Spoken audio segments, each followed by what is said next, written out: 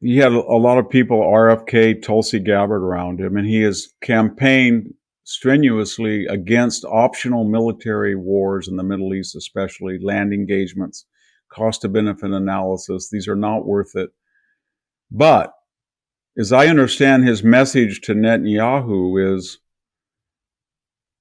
it would be better for you if you feel that Iran is going to attack you again, either to write it out and then take it in retaliation, given the prompt, to take out the nuclear facilities, their military bases, their oil before I'm president.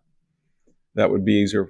So that is the message that I think he's telling the Israelis. And if they don't do it, I think the message is, the United States is not going to interfere in your internal affairs. We're not neoconservatives. We're not going to go try to bomb Iraq and Iran and change the government. But I can tell you this, given the provocations that Iran has leveled at you, we're going to be very supportive of helping you protect your homeland. And more importantly, the decision of what targets to hit and when to hit them and how to hit them is yours as an aggrieved sovereign nation. And we will facilitate your decision, but we're not going to interfere and tell you you can't do this and you can't do that. And I think that is one reason why Iran is very hesitant. They're in a situation now where they've sent 500 projectiles into Israel. Only about 5 or 6 have hit anything. Israel has retaliated twice and just demonstrated that they can take out the entire air defense system of Iran. And the next time they're provoked, they have the ability to take out all of its oil revenue ability and its nuclear sites, even if that were to take a week, with complete impunity. And so Iran now is in a very difficult position. If it doesn't do anything, it loses face among its satellites, the Houthis, Hezbollah. If it does do something and provokes Israel a third time, they may not have any revenue or nuclear program or any military bases. So there's nothing that can stop the Israeli Air Force from doing that. And with a new administration that would encourage Israel to take care of its own deterrent needs, I think Iran is going to be very cautious.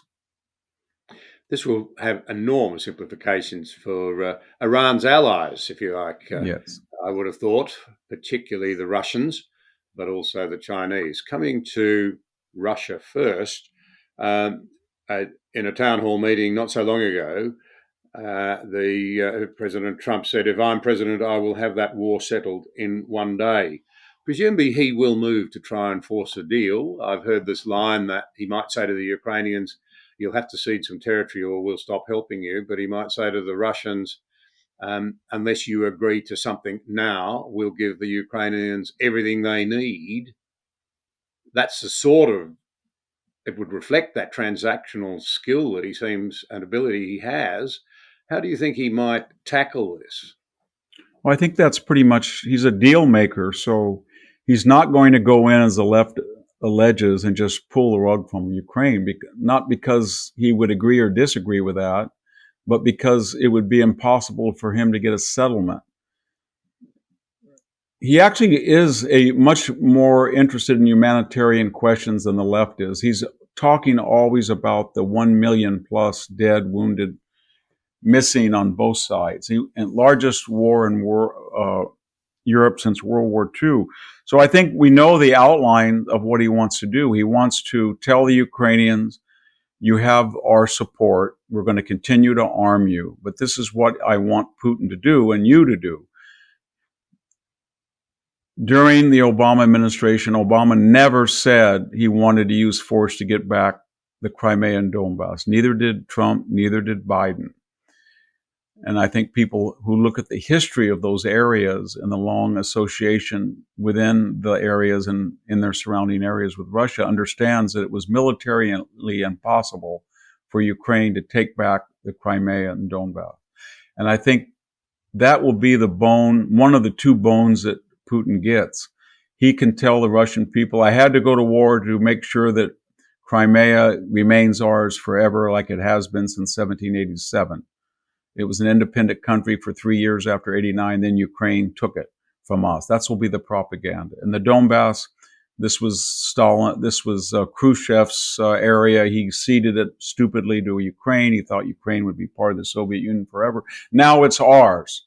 And then second, Putin will tell the Russian people, we went to war to make sure that Ukraine is not in NATO. And I don't think Trump will put it in NATO. And then Ukraine will say, well, what do we get out of it? And he'll probably say, you're free to join the EU.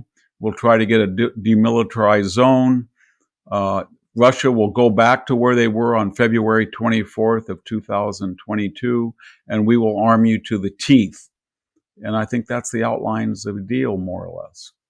And that would be, I think, nobody's going to be satisfied, but it would stop the blood killing. It would stop the escalation. It would stop the talk of the use of nuclear weapons. This week, people had suggested that some of the Russians were putting explosive devices on cargo and passenger planes headed to the west. If we don't do that, there's going to be an escalation, and I think he doesn't want that. So he's willing to be a broker to cut a deal.